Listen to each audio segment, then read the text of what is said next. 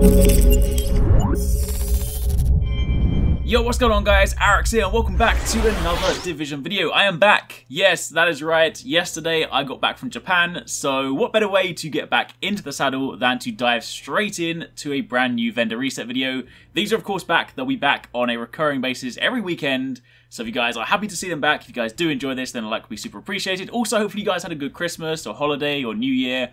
However you celebrated it, I hope it was super awesome. I really enjoyed my time in Japan. It was kind of a much needed break. Good sort of like chance to relax, rest, all that stuff. But I'm now also ready for the year ahead. I'm aware that there were some kind of rumours and leaks and sort of data mine stuff while I was away with regards to Last Stand. So I'll be sifting through those and trying to sort of work out whether it's worth making a video on or whether I kind of just sort of move on to the new year. Either way, expect more stuff coming next week. For the time being, let's start with today's video. So, seeing as we're here, let's start with our good old buddy, the special equipment vendor. Skipping past the usual named ones, we have a Police 686 Magnum, Expert and Vicious, not worried about that.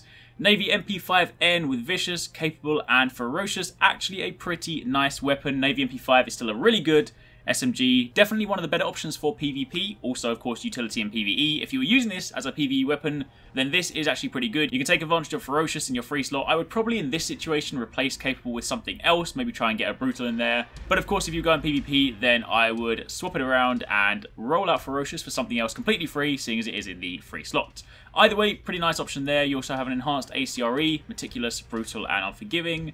Black Market SAS G12 or the Sausage, Predatory, Adept and Accurate, an SRS A1, and an MG5, also a nice LMG, one of the kind of stronger archetypes. You have Prepared, Swift and Destructive. Not too bad that one. You could roll out Swift and actually make that pretty good. Destructive is of course pretty nice because LMGs are nice in PvE. Prepared is pretty good because they do have a decent engagement range. And then Swift, as mentioned, you can roll it out. Not that it's necessarily a bad thing because they do take a while to reload, but I just personally am not really fussed about that. Given that you can have 200 bullets, I can deal with like a lengthy reload after that. Anyway, they're your weapons. Skipping past the usual stuff, I'm not going to kind of go into these ones in too much detail, but you do have a pair of Savage gloves. These ones have an electronics roll, so not ideal, but they do have assault rifle damage, crit hit chance, and damage to elites.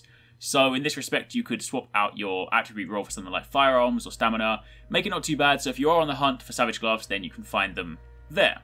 As for your mods, you have an electronics mod with signature ability resource gain, and a prototype performance mod with mobile cover, damage resilience. Not that exciting, those two. And as for your mods down here, nothing worth kind of shouting about just yet. Usual deal with regards to the other guy in there, of course check him out for blueprints and of course the underground vendor as well. Doesn't change much, so if you're looking for caches just to sort of get things randomly, fair enough. But aside from that, moving over to the advanced weaponry vendor. Again, skipping past the kind of name variants, you have a PX4 Storm Type F with Expert and Brutal. Tactical AUG A3P with Unforgiving, Responsive and Commanding. Military SA58 with Responsive, Talented and Brutal.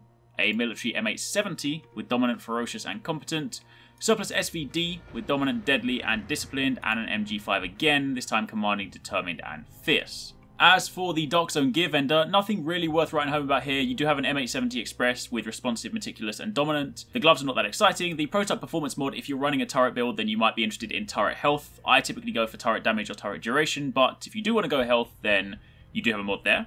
And from the gear vendor over in the kind of main base, you do have a Sticky Bomb Explosion Radius mod. Then moving over to your main vendors inside the Dark Zone. DZ02 starting off, you have a Spec Ops Mask with Tenacious and a Stamina roll, a Gunslinger Vest, Stamina, Robust and Armor on it. You have a Technical Backpack, a Recovered Holster and a pair of Decisive Gloves. Again, not that exciting in that department, so moving on from there. DZ03, of course this is where you go to get your weapons. 586 Magnum with Expert and Toxic, not that exciting. An enhanced AUG A3P with Sustained, Responsive and Talented. An enhanced ACRE with Destructive, Focused and Competent. Military M870 with Deadly, Meticulous and Commanding. An M700 Carbon with Talented, Sustained and Elevated. And an Infantry MG5 with Unforgiving, Prepared and Capable. Nothing especially worth writing home about there, so again, you can save your Dark Zone funds on weapons and move on to the next one. As for DZ04, a pretty decent mod here. You have a Prototype Firearms mod with Armor on it. Of course, as you guys know, it is still very much the case where armor is best in slot. So if you have mods, stacking armor on them wherever possible is definitely the best thing to do. So if you're looking for a firearms armor mod, then this is one place you can go and spend your Dark Zone currency. And as for the Prototype Performance mod, if you run mobile cover, then there is a plus 7% health mod for you there. DZ05 weapon mods, your options here are the High Velocity Magazine with Crit Hit Chance, Reload Speed and Rate of Fire. an Omega Rifle suppressor, headshot damage, stability, critical hit damage, and reduced threat. A handstop FDE with reload speed, stability, and optimal range, and a Russian red dot sight with accuracy, stability, and headshot damage. And then finally, DZ06, of course, this is where you go to get your gear set pieces. Nothing especially stand out here. You do have a Firecrest mask with plus health on it, but it's got an electronics roll, so you might need to kind of play around with that to make it work. There's a D3FNC chest piece with health on kill and exotic damage resilience, so of course you want to roll armor into there where possible. And you also have a Sentry's Call backpack, Tactician's knee pads, holster of the Nomad, and Tactician's Authority gloves. Then with the main Dark Zone vendors out of the way, let's now turn our attention to the usual safe houses, starting things off in Autumn's Hope, right in the top left today. There is a Reckless chest piece with a stamina roll, health on kill, and exotic damage resilience, as well as increased kill XP. Plus, you have a Prototype Performance mod with plus 5% pulse duration. So if you're running pulse, that is of course an option. Then if you head down to the Dante's Run safe house, there is a mod for you, skipping past the chest piece. If you guys, again, run a turret build, maybe you're running, say, the Alpha Bridge MDR build, maybe you're running a Firecrest build, there is a plus 7.5% turret duration mod right down here.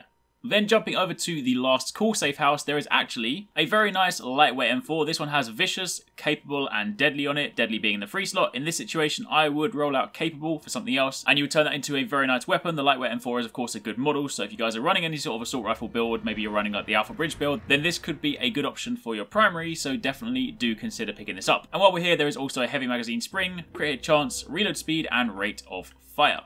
Then jumping up to the firewall, just a quick one here, but there is another mod. This time around a prototype stamina mod, but again with armor rolled on this one, so if you are running mods and you need stamina mods, then this would be a great option to pick up. So consider these if you are lacking any armor mods. After that, turning your attention to the Dark Zone checkpoints, most of them are pretty dire this week, but if you go to the far left to West 46th Street, nothing amazing, but at a stretch, there is a tactical AUG A3P with Determined, Vicious, and Skilled. Skilled being in the free slot, which is nice because you don't have to spec into electronics for that one. It's a nice skill. I always kind of bring this one up anyway. If you guys haven't got this and say you have the chance to use it in a build, it is a really nice skill to have, especially in this case. You could run it in, say, an Alpha Bridge setup with a couple of SMGs, and it could be quite nice. And while we're also here, there is a Prototype Performance mod with Ballistic Shield damage. And that is pretty much all there is for this week. So if you kind of select objects, definitely try and grab that lightweight M4 if you get a chance. And of course, if you are looking for gear mods, stamina and firearms, there are armor variants of both, so they are great for any build. So if you're missing any of them, definitely be sure to grab them. But besides that, everything else is potentially a stretch, so you can save most of your credits this week, you can save most of your currency. Just consider grabbing those three things. Anyway, that's it for the time being. As mentioned, I'm now back, so expect more Division videos from next week on. But for the time being, thank you for watching, take it easy, catch you next time, peace out.